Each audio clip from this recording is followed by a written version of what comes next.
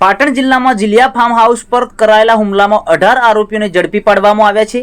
પાટણ જિલ્લામાં આવેલા જીલિયા ગામે ફાર્મ હાઉસ પર થયેલા હુમલા મામલે પોલીસે મોટી કાર્યવાહી હાથ ધરી છે।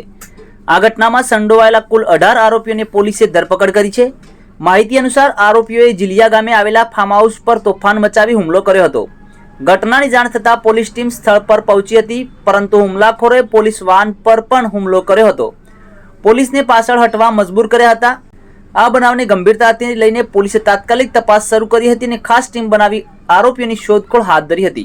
તપાસ દરમિયાન પોલીસે હુમલામાં સામેલ કુલ 18 આરોપીઓને ઝડપી પાડ્યા છે। પોલીસ દ્વારા તમામ આરોપીઓને ઘટના સ્થળે લઈ જઈ રિકન્સ્ટ્રક્શન પણ કરવામાં આવી હતી। સમગ્ર બનાવને લઈને વિસ્તારમાં ચકચાર મચી છે।